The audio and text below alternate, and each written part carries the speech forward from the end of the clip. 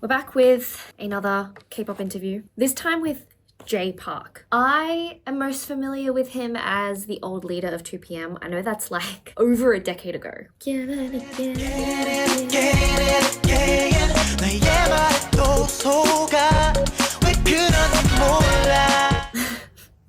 Yeah, not been too aware of his stuff until recently. He's coming back for a world tour and he'll be coming to Sydney, I think in August. So as part of their promo, they're doing some interviews and I'm going to be talking to him on Zoom today, which is crazy because like I said with my Cat's Eye interview, never thought that I would be able to interview people even adjacent to like the K-pop realm. I don't know if it's too bold to say that in some aspects of K-pop invented certain like fan culture. K-pop, I don't know, it means a lot to me. And even to be able to interview the handful of people I have spoken to thus far and be able to talk to them about K-pop and Korean music and Korean culture and touring the world and having all these international fans, it's just, yeah, I feel really grateful.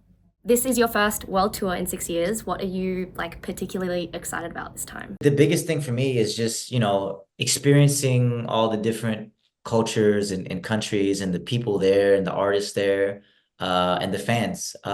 Because, I don't tour a lot, and so I don't get to engage with my global fan base. Like when you go to different countries that don't speak Korean and then they're all singing along to, my songs. It's definitely very, very touching and it definitely very inspirational for me.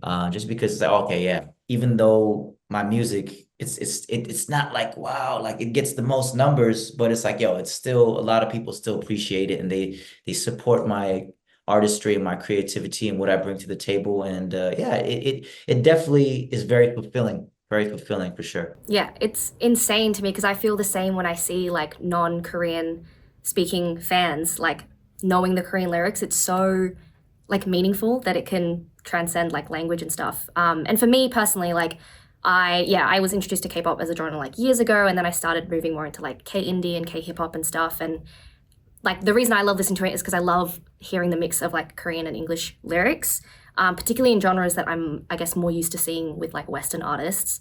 Can you talk a little bit more about what it means to you to be like a Korean musician, particularly in this like hip hop R&B scene? Yeah, it's definitely, it was very hard to navigate, because you definitely have to trust the process and just be you. And, you're gonna have a lot of doubters. Even me growing up in the States, there's not a lot of Asian rappers in the States that are popular, right? And so in the hip hop space, whether it be DJing or breaking, dancing or rapping, you definitely have to earn your stripes with the skill set that you bring to the table.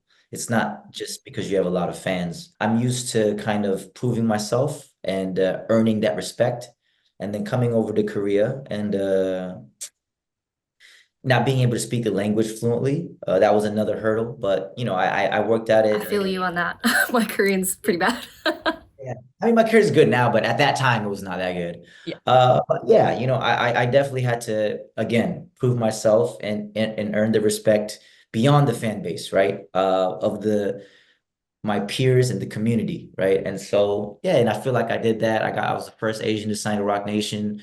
I went on a lot of different spaces where you don't see a lot of Asian representation. And so, yeah, I feel like it was very important for me to kind of represent myself, and also put on for the people that are into what I'm into, like Mm. the rap, the hip hop, because I didn't rely just on my fan base to make this career, right? I was continuously going out, putting myself out there in unfamiliar territory, with a lot of pressure, a lot of, just I guess weight on my shoulders, and I had to kind of overcome those moments. And I feel like I did that, and so I feel like what I bring to the table is a little bit more peculiar than a lot of other K-pop acts or teams. I agree. I think that it is a bit more of a complex relationship, especially what we've seen now with K-pop kind of coming out onto the global stage in such a huge way.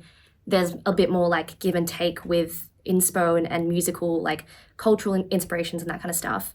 I'd love to know your thoughts on how, I guess, like the Korean music industry can continue to be a part of this global stage while, kind of paying respect to the different musical influences that we see a lot in K-pop and kind of vice versa, that sort of, yeah, relationship. I think it's doing a very good job, maintaining sustainability in like kind of like the global mainstream, even with the K-pop Demon Hunters, right? It's like, yeah, so they're finding new ways to, kind of relate and appeal to the global audience, whether it be through the music videos or the dance or, like trends or like AI animated series. Definitely finding a lot of different ways to continue to engage with the fans and to make new fans and expand. In terms of paying homage or giving credit to their, what's responsible for all this. I think that's just rooted on the individual, right? For me, I'm very vocal about what I was inspired by, why I'm doing this, who are my influences. As for everybody else, I don't know. I don't know what their how they operate as human beings and what their company culture is like. So that's kind of on the individual entity or individual artist. I love that. Just to make sure that people like do the work, I guess, or at least know what their inspiration is coming from. Yeah, I mean, for me, I think it's very important to not forget and to give credit where credit is due. Because if I inspire people, I would want them to credit me, even if I'm not getting anything financially from them. If like, yo, yeah, like, yo, I dress like this because I saw Jay Park, or yo, I have tattoos on one side because I saw Jay Park do it. And yeah, you're inspiring people, which is very fulfilling beyond financial benefit. Speaking of K-pop Demon Hunters, do you have like a favorite Huntrix member? Do you have a bias? No, I didn't. I mean, to be honest, I think that's more for like the younger kids. I'm like, I don't. First of all, I don't have a lot of time, and Yeah. second of all, it's like, yo, like even though I like to watch those type of animated like musical from time to time, it's not like, yo, like it's on my to-do list. But yeah, there's a lot of people that are part of it that that are my friends, like Danny Chung rapped on it. Yay. Yeah, yeah. Oh, did you? I Did you? loved it. Oh no, you no, I'm saying like I have friends that like actually are rapping and singing Oh, on the okay. No, I didn't do that. Oh my God. yeah, yeah. I was like, oh, No, are hell you no. part of the Snapchat Boys? That's sick. Oh my God. I know that Yeah, yeah. Prosy D was the voice of one of the Saja Boys, which I was like, I love him on YouTube and stuff. What do you think fans can be most excited for about this tour?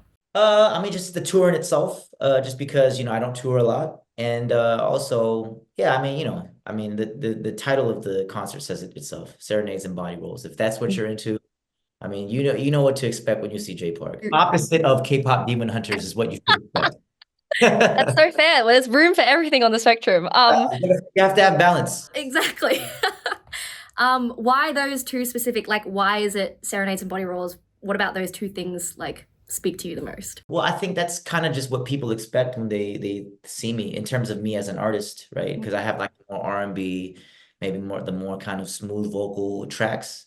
And then also like, a lot of people they enjoy my dancing. And a lot of people they would consider my dancing, I guess, sexy per se. My most iconic song is Mome, and like that little twerking body roll part is what people really like. And so, yeah, it just felt right to name it Serenades and Body Rolls. And yeah, you collabed with Somi as well. What I love her. What is she like to work with? No, Somi is dope. She's very, very talented, very, very talented. She has a big personality, like very kind of down to earth, kind of quirky character. But then, she can dance very well. She could sing very well. She's multilingual, and I felt like this stage of her career, she could pull off something like, the Keep It Sexy track, and she did wonderful on it. Yeah, I've loved her since like IOI, so it's been really cool to see her trajectory as well in the career. So yeah, they're really cool. Well, I was going to ask what kind of energy and vibe do you want to bring to the stage on tour, but you've kind of answered it. But is there anything else that you want to add, like a particular kind of energy that you want fans to feel? You never know what to expect, right? And it's all 100% live. I mean, there's no auto-tune. I'm singing live 100% while dancing my ass off, rapping my ass off, bringing you energy. And so yeah, it's gonna be, and my venues are not like arenas and stuff like that. It's a little bit more intimate. So, Mm. there's a lot more engagement. What are some of your favorite ways that fans engage with you and your music? For me, like I'm not on Bubble, and so I use like just like Twitter and IG a lot. Or I would use YouTube a lot, and I would sometimes just kind of like spontaneously put up music out of nowhere, and that's kind of what I've done. Just kind of just be me, right? Not really worried about just over monetizing everything, but just kind of Mm. just doing stuff just for the hell of it, right? Just because I'm Jay Park and I can. I love that. It is really like it's different to what maybe K-pop fans have gotten used to with like that more like manufactured, curated kind of look. Like is that a purposeful kind of thing that you're doing separately from that, or is it purely just like you're not really thinking about anything else, you're just being you? The system that K-pop, a lot of the bigger companies have made, and a lot of the smaller companies are following suit. They're doing a very good job at, making they created a business model, a very good business model. As for me, I kind of, even though I am a business, like I don't really have a business model, Mm. which is very not good for the business. You're a But I bad business. yes, but I work very hard. So, it's been sustainable, and it's Yeah. been yeah, it's been expanding. And so yeah, I mean, for me, I don't take this freedom for granted. And me being able to just be me, I think that's very big. Mm. Not just me as a celebrity, but me and me and my movement and what I represent, right? And so yeah, I appreciate those people. I think there has been a little bit of conversation happening every now and then in terms of like you said, the K-pop industry having a very particular way of, creating an image and all of that, and how that can sometimes lead to maybe like a lack of more like sensuality and a little bit more mature concepts in K-pop. There was a bit of conversation that happened when Eunbi was at Waterbomb and she looked amazing, and I wrote about like how I like kind of loved seeing idols, embrace that a little bit more. Is that something that you have thought about as well? Is that something that you try to bring to your shows and your energy? For me, to be honest, it's just, I just kind of do whatever I feel like doing. And it's sometimes, most of the time it's received well, sometimes it's not. But yeah, I mean, as long as it's not at the expense of anybody else, as long as I'm Mm. not hurting anybody, I feel like it's up to me, right? It's my choice, right? Yeah, I agree. You were talking a little bit more about like the energy that you have on the tour and like being able to experience different cultures and different countries. Um, is there any particular country that sticks out to you that's like the crowd has got the right energy, they've got the right kind of vibe that you want to just shout them out? All the countries have been great. Just because, I don't tour a lot, so it's very inspiring for me to see how much support I get, even from like the local media, local music industry people. But my smallest show was actually Jakarta, Indonesia, but they Hmm. had great energy. Like they were like singing, waving their arms, and like even on like just kind of like the slower songs, and I like they're like vibing, right? Like vibe, like like instead of just like like the phone, like Yep. they're vibing. Shout out to Jakarta for that. Yeah, cool. I hope the Sydney crowd can bring some kind of similar energy because I'm also kind of getting sick of the phone and yeah. I mean, you could film certain moments, but like the whole time, like your arms don't get tired. What has been maybe your favorite thing to see and experience in like the last decade or so, seeing how K-pop, like the landscape has shifted, it's become so popular. There've been all these new kind of musical styles and groups on the scene.